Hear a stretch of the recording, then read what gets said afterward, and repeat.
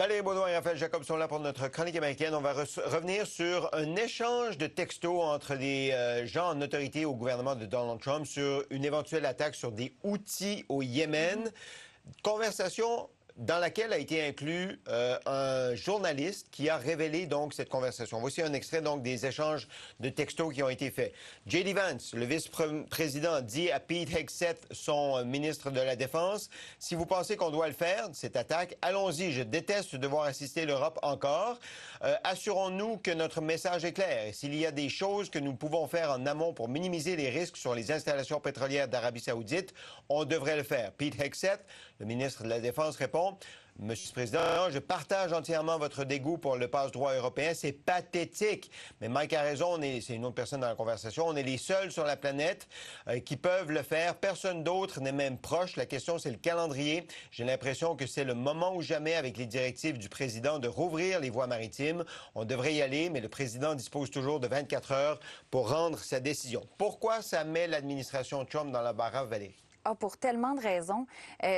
Premièrement, d'avoir ce groupe sur Signal, qui est une application où on peut justement échanger. Bon, on dit que c'est encrypté, c'est moins facile de le pirater, mais ça reste que c'est quand même pas une application qui est faite par le gouvernement américain, qui est approuvée aussi pour pouvoir partager, que ce soit des plans de guerre ou non. Là, ça, c'est contesté en ce moment s'il y en avait ou pas, d'avoir ce type de discussion-là. Et le fait qu'on a ajouté un journaliste qui est le rédacteur en chef, Jeff Goldberg, du magazine The Atlantic, par erreur. Alors là, c'est Mike Waltz, qui est le conseiller à la sécurité nationale, qui l'a fait, selon ce qu'on sait. Et là, on a des échanges, et c'est un point tel où le journaliste se dit, bien, ça n'a pas de bon sens que j'ai été ajouté à ce groupe-là de discussion sur cette attaque imminente au Yémen. Il a su que c'était un vrai groupe, de vrais échanges, que c'était pas de la désinformation ou qu'il y avait une autre raison sous-jacente, quand il a su que les bombes était bel et bien tombé au moment prévu. Donc, il avait vraiment l'horaire, il dit l'armement qui a été utilisé, des stratégies. On avait le nom aussi d'un agent de la CIA qui a participé à la discussion qu'il n'a pas voulu donner comme information. Et pour moi, bon, ça, c'est la première problématique. Et la deuxième, c'est le spin terrible de l'équipe de Trump. Trump qui dit au début, je le savais pas, j'étais pas au courant quand l'histoire est sortie. D'autres qui disent, ben vous voyez à quel point on est bien organisé, c'est coordonné. D'autres qui disent que c'est un journaliste poubelle et que il n'y a jamais eu d'échange non plus. Bref, on dit tout et son contraire. C'est très, très, très particulier et assez scandaleux. Il n'y a pas une version, Raphaël, où on dit qu'il n'y avait pas d'informations confidentielles dans ces échanges. Or, on comprend qu'il y avait quand même pas mal d'informations sur l'attaque à venir. Oui, il y a cette version-là. Pour reprendre les paroles de Tulsi Gabbard, qui est une autre membre de la garde rapprochée de M. Trump, impliquée directement ou au minimum indirectement dans ce scandale-là, parce qu'il faut appeler un chat un chat. Et c'est là, soit en passant, une petite parenthèse, que faire dans la nuance, je crois que c'est très sage en matière d'analyse. Pour tous ceux et celles qui parlent presque à chaque fois qu'il y a quelque chose qui sort de la bouche de M. Trump, de scandale, de controverse majeure, c'est pas toujours le cas.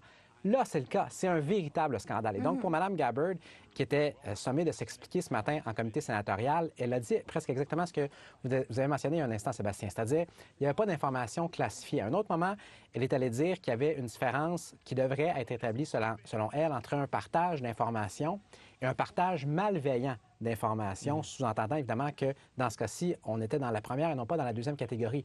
Dans les deux cas, les deux déclarations, fermer les yeux et boucher en partie les oreilles pour ne pas parfaitement reconnaître la voix de Mme Gabbard, on aurait pu croire que c'était Hillary Clinton qui parlait il y a 10 ans.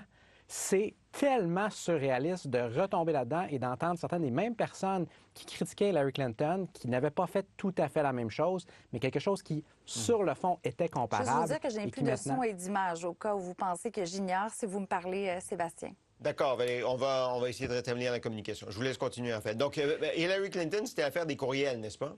Exact. Et pour faire un lien très rapide, avec Hillary Clinton, ce dont il était question, c'était d'une tentative, parce qu'elle avait fait établir dans sa résidence privée un serveur privé pour contourner les règles, les lois sur l'accès à l'information.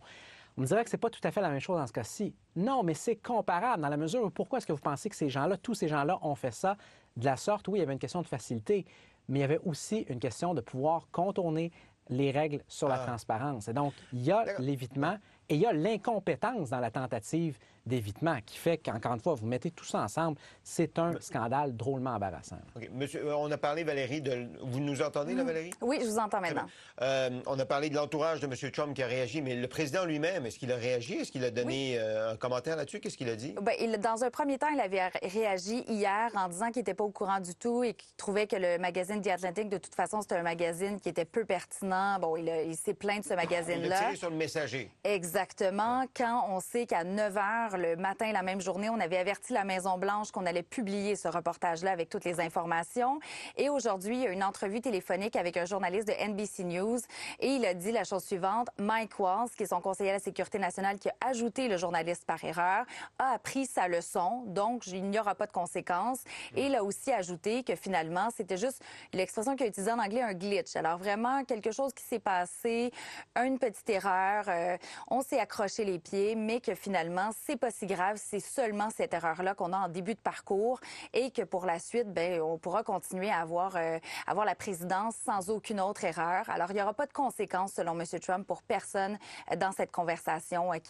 Raphaël, j'entendais la fin de ton propos, là, quand même, qui était assez scandaleuse et que, oui, on peut voir s'il y a même des lois qui ont été quand même violées avec tout ça, l'Espionnage Act et j'en passe.